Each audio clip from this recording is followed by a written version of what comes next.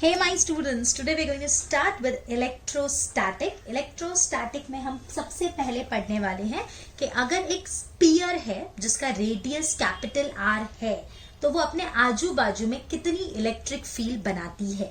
So the electric field intensity due to uniformly charged spherical shell or hollow sphere, कुछ भी बोलो, shell, spherical shell बोलो या hollow sphere बोलो, it's one and the same. So here we have a sphere of radius capital R. इस sphere का radius कितना है? Capital R. हमने इसको चार्ज दे दिया Q. वो जो Q चार्ज हमने दिया है वो सब जगह ऐसे स्प्रेड हो गया है, इस पे यूनिफॉर्मली डिस्ट्रीब्यूट हो चुका है.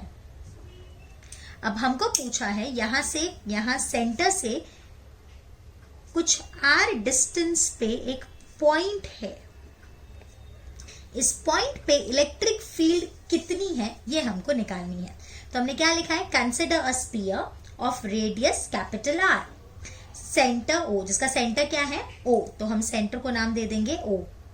यूनिफॉर्मली चार्ज, पूरे में यूनिफॉर्मली चार्ज है. इसको हमने कोई डाइलेक्ट्रिक मीडियम में रखा है ऑफ जिसकी परमिटिविटी एप्सिलॉन नॉट है. बेसिकली एयर में हमने रखा है इसको, एयर में. The total charge on the sphere, इस पे टोटल चार्ज कितना होगा? सो आप सबको पता है, यहां पे हम ले लेते हैं sigma is surface charge density.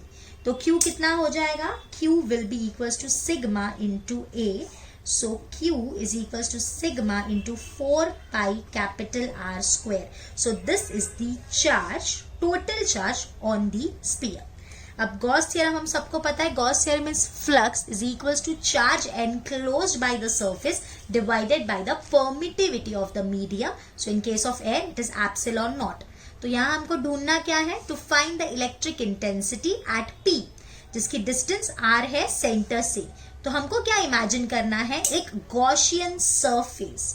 So this Gaussian surface is a sphere of radius small r. तो यहाँ पे गॉसियन सरफेस क्या है? एक स्फीयर जिसका रेडियस स्मॉल r है. यहाँ पे हमने एक छोटा सा एलिमेंट कंसिडर किया है. इस एलिमेंट का नाम हमने दिया है ds. ये कहाँ पे है? पॉइंट P पे. अब इस जगह पे ये जो ds है, इसका जो एरिया वेक्टर है वो बाहर की तरफ है, ds का.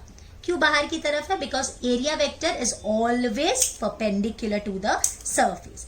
एज वेल एज जो इलेक्ट्रिक फील्ड का डायरेक्शन है वो भी इस तरफ है. अरे वाह, मजा आ गया. E और ds दोनों पैरेलल हो गए, मतलब दोनों के बीच में एंगल 0. कोई दूसरा सेक्शन लेते हैं. यहाँ पे अगर अपन एक सेक्शन ले ली तो यहाँ भी ds इस तरफ और इलेक्ट्रिक फील्ड भी इस तरफ. अरे वाह, ये भी मजा आ गया. मतलब अगर हम स्फीयर की बात करें तो यहाँ पे बेसिकली जो इलेक्ट्रिक फील्ड है ना वो आउटवर्ड डायरेक्शन, मतलब रेडियली आउटवर्ड, ऐसे बाहर जा रही है.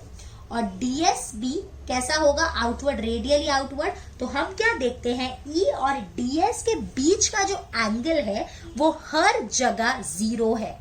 तो वही चीज लिखी है, due to symmetry the electric field on Gaussian surface has same magnitude E. यानी ये अगर इस गॉसियन सरफेस की बात करें तो इस गॉसियन सरफेस पे हर एक पॉइंट का डिस्टेंस R ही है.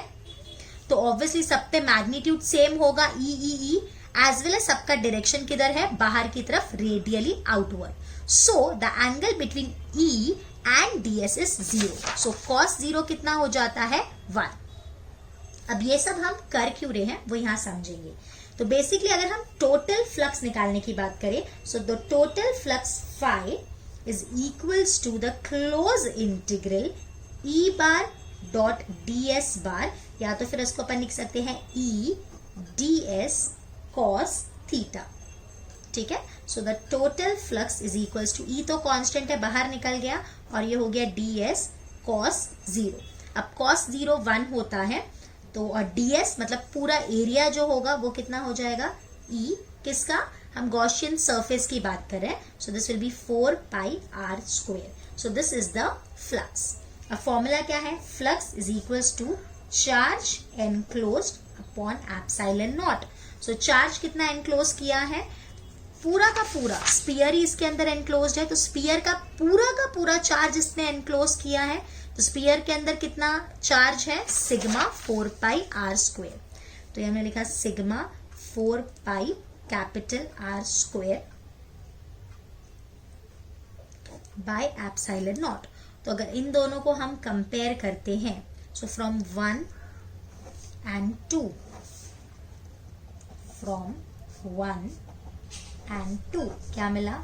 E 4 pi r square is sigma 4 pi capital R square epsilon naught। तो 4 pi cancel हो जाएगा। So here E is sigma capital R square upon epsilon naught small r square। So this is the electric field at a point P, which is at a distance r from the center of the sphere। Clear? So electric intensity outside the shell is same as that due to the point charge। अगर यही shell की जगह अगर हम एक point charge मानते O पे, तो भी हमको आंसर सेम ही आता। So uniformly charged sphere is equivalent to a point charge at its center। अभी हमने कंसिडर कर रहे हैं if small r is equals to capital R। तो स्मॉल r और कैपिटल R अगर सेम हो गए तो E क्या हो जाएगा? Sigma capital R square upon epsilon naught capital R square cut गया, तो sigma by epsilon naught. And if R is less than capital R, तो हमारा जो सिग्मा होगा इनसाइड 0 होता है। Inside there are no charges, अंदर चार्जेस होते ही नहीं है, तो सिग्मा 0 हो जाएगा। So E is equals to 0। ये आप लोग MCQ के लिए याद रखेंगे। This is important. Clear? Okay, thank you.